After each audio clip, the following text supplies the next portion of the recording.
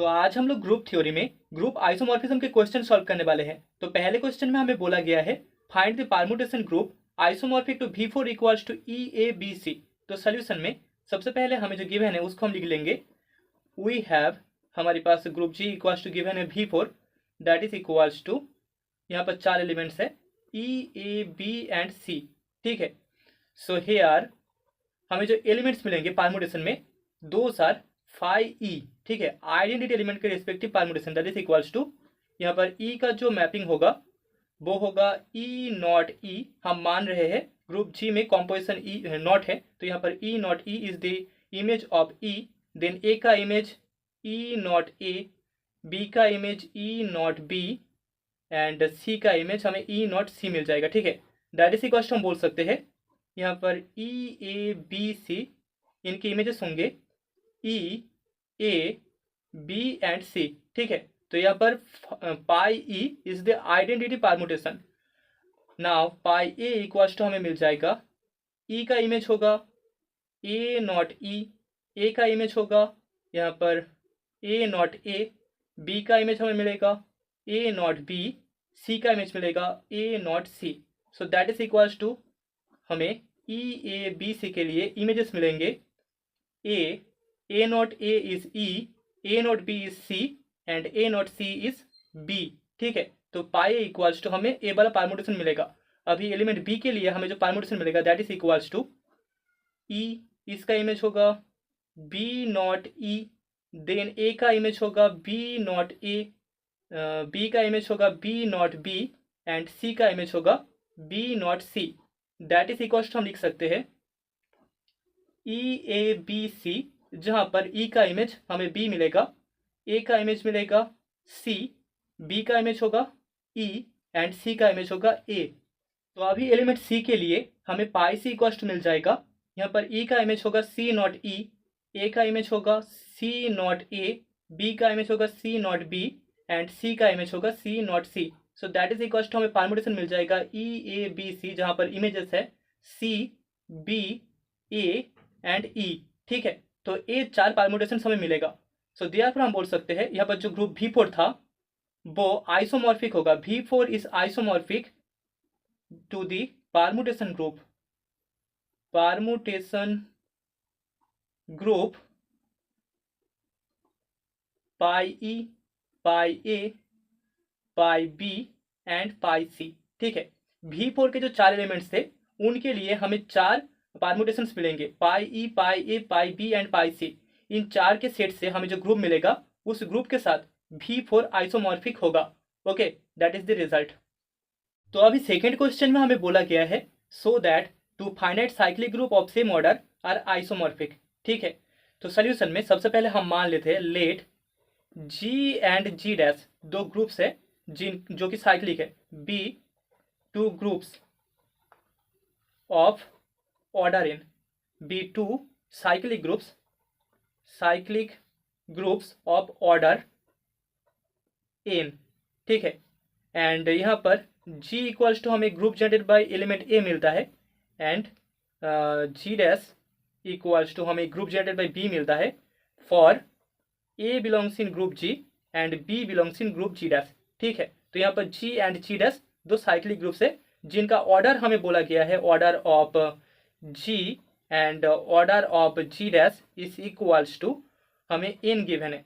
सो therefore यहाँ पर element A का ऑर्डर भी इक्वल्स टू n होगा, क्योंकि एलिमेंट A से ग्रुप G जनरेट होता है, तो यहाँ पर जनरेटर का ऑर्डर ग्रुप के ऑर्डर के साथ इक्वल होगा and that is equals to हमें ऑर्डर ऑफ B मिल जाएगा। ठीक है, सो देयरफॉर हम बोल सकते हैं यहाँ पर ग्रुप G में total n number of elements होगा that is equals to identity element of G EG, then A square and so on A to the power n minus 1।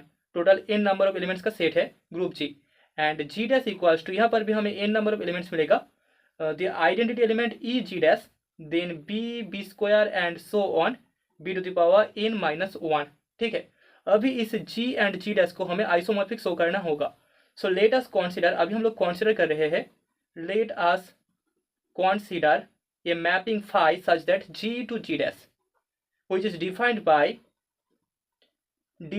by phi of a to the power s is equals to B to the power S, जहां पर S का value है for S equals to 0 1 2 and so on n-1। ठीक है, तो यहाँ से अगर हम फाई को एक bijective mapping plus homomorphism show कर दे तो हम बोल सकते हैं यहाँ पर फाई एक आइसोमॉर्फिज्म होगा, मतलब कि दो सेम ऑर्डर का ग्रुप आइसोमॉर्फिक होगा। ओके, तो यहाँ पर हमें group G and G dash दोनों एन ऑर्डर के साइक्लिक ग्रुप्स गिवन है एंड यहाँ पर मैपिंग फाई डिफाइंड है phi of A to the power S equal to B to the power S से। सो यहाँ से हम डायरेक्ट बोल सकते हैं यहाँ पर जो मैपिंग फाई है वो एक well defined injective plus surjective mapping होगा, मतलब कि thus we can see that phi is an is a bijection। phi एक बाइजेक्टिव मैपिंग है, बाइजेक्शन। ओके, हमें बस फाई को एक होमोमॉर्फिज्म शो करना होगा। सो लेट हम लोग मान लेते हैं के belongs in set of integer, therefore by division algorithm हम बोल सकते हैं यहाँ पर जो एलिमेंट के है दैट इज इक्वल्स टू हमें एन क्यू प्लस आर मिल जाएगा, जहां पर आर का value greater than equals to 0 होगा। सो देयरफॉर यहाँ पर A to the power K equals to हम लिख सकते हैं A to the power N Q plus R. So that is equals to हम लिख सकते हैं A to the power N Q dot A to the power R that is equals to A to the power N इसका whole to the power Q product A to the power R that is equals to हमें A to the power R मिल जाएगा, क्योंकि हमें पता है element ए का order equals to N है, मतलब कि यहाँ पर A to the power N equals to हमें ग्रुप जी का आइडेंटिटी एलिमेंट ई जी मिलेगा। ठीक है, तो यहाँ पर हमें A to the power K equals to A to the power R मिल जाएगा। Okay, so therefore A to the power K का जो इमेज होगा phi of A to the power K equals to होगा phi of A to the power R that is equals to हमें B to the power R मिलेगा by definition, क्योंकि definition में हमें phi of A to the power S equals to B to the power S given था। So by definition यहाँ पर हमें B to the power R मिल जाएगा, दैट इज इक्वल्स टू हम बोल सकते हैं B to the power K for K belongs in set of integer. ठीक है, तो अभी हमने मान लिया है एक्स एंड वाई दोनों ग्रुप जी के एलिमेंट्स है। देयरफॉर यहाँ पर हमें एक्स इक्वल्स टू मिल जाएगा A to the power P and Y equals to मिल जाएगा A to the power Q, जहाँ पर पी एंड क्यू दोनों इंटीजर्स है। ठीक है, सो देयरफॉर यहाँ पर phi of X Y equals to हमें phi of A to the power P into A to the power Q मिलेगा, दैट इज इक्वल्स टू हम बोल सकते हैं phi of A whole to the power P plus Q that is equals to B to the power P plus Q होगा and that is equals to B to the power P into B to the power Q. So this is equals to by definition हमें phi of यहाँ पर A to the power P dot phi of A to the power Q मिल जाएगा। ठीक है, that is equals to phi of X into phi of Y, तो हमें phi of X Y equals to phi of X dot phi of Y मिल चुका है for all X and Y belongs in group G. तो हम बोल सकते हैं यहाँ पर जो मैपिंग फाई है वो एक होमोमॉर्फिज्म है, दस फाई इज ए होमोमॉर्फिज्म। ठीक है, तो यहाँ पर फाई एक होमोमॉर्फिज्म है, दस फाई एक बाइजेक्टिव मैपिंग है। ठीक है, सो देयरफॉर हम लोग बोल सकते हैं mapping phi such that G to G dash is an isomorphism.